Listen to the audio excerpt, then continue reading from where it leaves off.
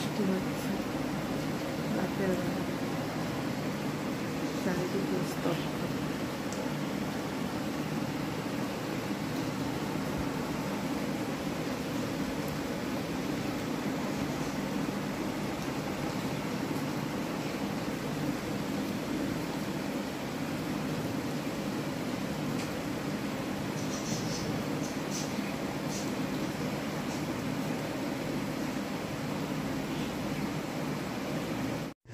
আমি এখন যেহেতু পুজো করতে বসেছি, তাই একটা মন্ত্র শোনাবো। হে কৃষ্ণ করুণা সিন্ধু দীনবন্ধু জগৎপতে গোপেশ গোপিকাকান্ত রাধাকান্ত নমস্তুতে। হে কৃষ্ণ করুণা সিন্ধু দীনবন্ধু জগৎপতে গোপেশ গোপিকাকান্ত রাধাকান্ত নমস্তুতে। ওম নমো ভগবতে বাসুদেবায়, ওম নমো ভগবতে বাসুদেবায়, ওম নমো ভগবতে বাসুদেবায়। Good morning. সকালে চা নিয়ে বসেছি।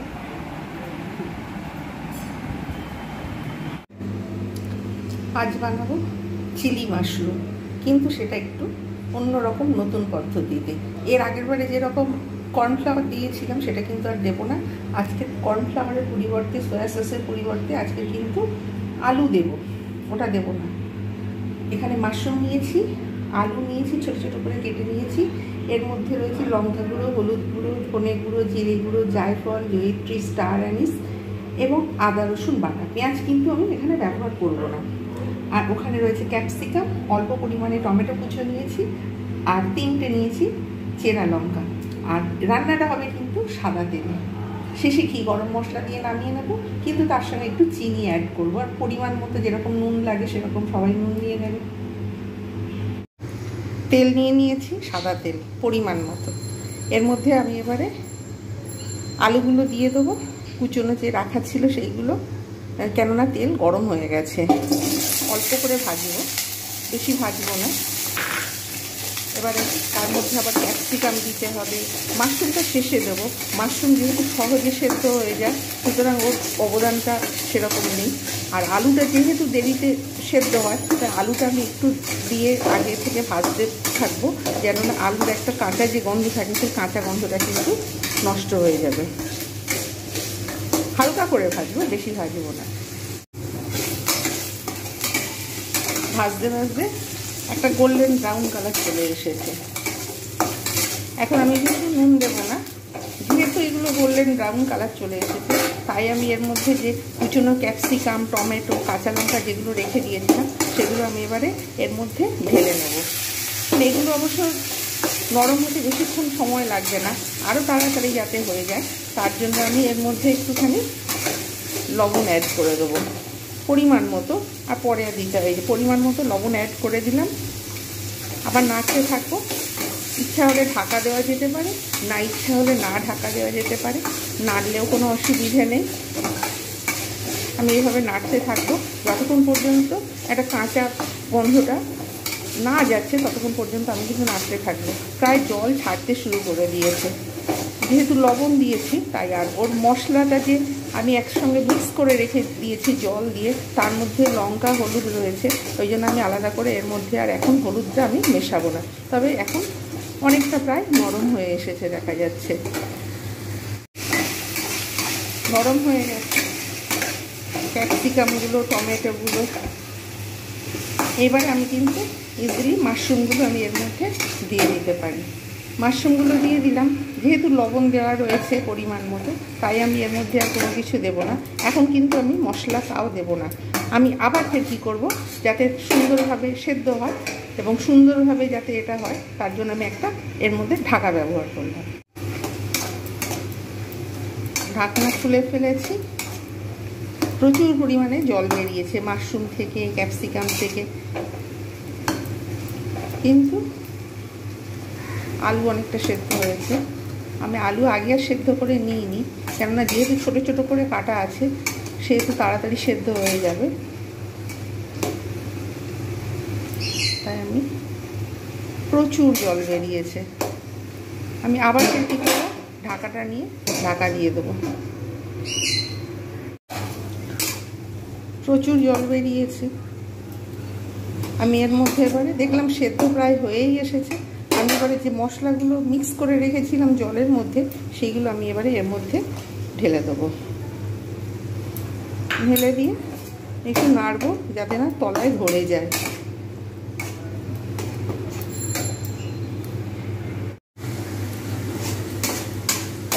ভালোভাবে মশলাগুলো কষা হয়ে গেছে, এটাও ভালোভাবে ভাজা হয়ে গেছে। সুতরাং আমি এবারে তেলও ছাড়তে শুরু করেছে দেখা যাচ্ছে। এবারে আমি এর মধ্যে একটু জল দিয়ে দেবো পরিমাণ মতো।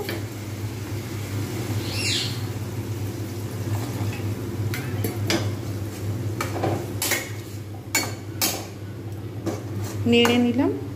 এবারে আমি ঢাকা দিয়ে দেবো যতক্ষণ পর্যন্ত না সুন্দর গন্ধ আসে। তারপরে ঘি গরম মশলা দিয়ে আমি নামিয়ে নেব। হয়ে গেছে সব সেদ্ধ। এবারে ফিনিশিং, এর মধ্যে একটু চিনি দিয়ে দেবো অল্প পরিমাণে, আর দিয়ে দেবো অল্প পরিমাণে 1 চামচের মতো এতটা পরিমাণ ঘি।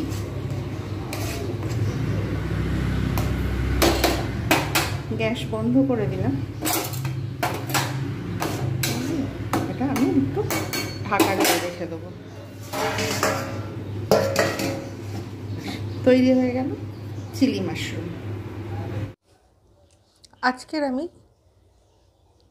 কিছু বিষয় নিয়ে বিউটি টিপস বলবো। দেখতে দেখতে দেখা গেল যে গরম পড়েই গেছে অলরেডি। শীতকালে আমরা সাধারণত সেরকমভাবে নিজেকে কেয়ার করি না, পরিষ্কার পরিচ্ছন্ন রাখি না। গরম জলে হয়তো স্নান করলাম, কিন্তু যতটা প্রপারলি কেয়ার করা দরকার সেরকমভাবে আমরা কিন্তু কেয়ার করি না, যার জন্য আমাদের বিভিন্ন রকম স্কিনের প্রবলেম তৈরি হয়। এছাড়া দেখা যায় যে গরমকালে বিভিন্ন রকম র্যাশ হচ্ছে, দাগ হয়ে গেছে স্কিনের মধ্যে, পিম্পল, এছাড়া চোখের কোণে কালি, ঠিকমতো না ঘুম হলে, সেইগুলো থেকে আমরা কিন্তু রেহাই পেতে গেলে আমাদের কিন্তু কতগুলো প্রপার কেয়ার করা দরকার। আমরা কিন্তু যদি আমরা দেখি যে নর্মাল স্কিন, সেখানে কিন্তু আমরা কিন্তু ডেলি আমরা কিন্তু বেসন ইউজ করতে পারি। ফেস ওয়াশ, কোনো হালকা ফেস ওয়াশ যেগুলো হয় সেগুলো ইউজ করতে পারিস। বেবি ফেস ওয়াশ কিন্তু আমরা এটাও ইউজ করতে পারি, মানে যেগুলো হালকা সেই ধরনের ফেস ওয়াশ আমরা ইউজ করতে পারি। আর যদি দেখা যায় যে স্কিন ড্রাই রয়েছে, তাহলে কিন্তু আমরা বেসনের সঙ্গে আমরা অল্প পরিমাণে যদি অলিভ অয়েল যদি আমরা যদি মিশিয়ে আমরা যদি ইউজ করি, তাহলে কিন্তু দেখা যায় যে স্কিনটা কিন্তু ভালোই রয়েছে। এছাড়াও আমরা অনেক সময় দেখি যে মেকআপ করছি, মেকআপ করে কিন্তু মেকআপ আমরা তুলতে ভুলে যাই, যার জন্য আমাদের কিন্তু স্কিনে বিভিন্ন রকম ডিজিজ তৈরি হয়। তাহলে আমরা কি করব, মেকআপটা আমরা যেমন প্রপারলি আমরা করলাম সেই রকম আমরা মেকআপটা তুলবো, সেই রকম কিন্তু আমরা প্রপারলি মেকআপ তুলবো। ঘুমোতে যাওয়ার আগে হয়তো সারাদিন আমরা কাজকর্ম করছি, বিভিন্ন জায়গায় যাচ্ছি, তখন কিন্তু আমরা মেকআপ করেছি, কিন্তু সেই মেকআপটা আমরা ভালোভাবে যদি না তুলি, তাহলে কিন্তু আমাদের স্কিনে বিভিন্ন রকম প্রবলেম তৈরি হয়। আমরা ফেস ওয়াশ দিয়ে তুলতে পারি। এছাড়া আমরা কিন্তু যে ক্লিনজিং মিল্ক রয়েছে যেটা, এটা দিয়ে কিন্তু আমরা কিন্তু ভালোভাবে আমরা কিন্তু ফেস ওয়াশ করে নিয়ে তারপরে আমরা কিন্তু এইরকম ক্লিনজিং মিল্ক দিয়ে আমরা কিন্তু ভালো করে ড্যাম্প কটন, যেটা হচ্ছে মেডিকেটেড কটন কিংবা কটন বলের সাহায্যে আমরা কিন্তু পুরো মুখটাকে আমরা কিন্তু পরিষ্কার করে নিতে পারি। এখানে এটা আমি কিন্তু জোভিজের আমি কিন্তু এটা একটা ক্লিনজিং মিল্ক আমি এটা ইউজ করি। এটা ইউজ করলেও কিন্তু খুবই ভালো। এটা কিন্তু একেবারে পুরো ন্যাচারাল, এটা খুব সুন্দর পরিষ্কার হয়। ফেস ওয়াশ করার পর হয়তো দেখা গেল চোখেতে হয়তো ঠিকমতো মেকআপ ওঠেনি, কিংবা ঠোঁটের হয়তো দেখা যাচ্ছে লিপস্টিকটা ওঠেনি, তখন কিন্তু আমরা ইউজ করতে পারি। ইউজ করলে কিন্তু দেখা যাবে যে খুব পরিষ্কার একদম পুরো ভালোভাবে উঠে গেছে। এছাড়া আমরা যদি মেকআপ তোলার জন্য আমরা মাইসেলার ওয়াটারও কিন্তু আমরা ইউজ করতে পারি। এই মাইসেলার ওয়াটার আমরা যদি ইউজ করি, তাহলে দেখা যায় যে খুব সুন্দরভাবে মেকআপ কিন্তু উঠে গেছে। আর মেকআপ যদি না আমরা তুলি, তাহলে কিন্তু আমাদের কিন্তু স্কিনের বিভিন্ন রকম প্রবলেম তৈরি হয়। তাই মেকআপটাকে আমাদের ভালোভাবে তুলে দেওয়া দরকার। আজকের আমি এতটা পর্যন্ত রাখলাম। আবার নেক্সট টাইম আরও একটা কোনো নতুন ভিডিওতে আরও মেকআপ সম্পর্কে এবং বিউটি টিপস নিয়ে আরও কিছু আলোচনা করব। Good evening. সন্ধ্যের সময় চা নিয়ে বসবো এবার।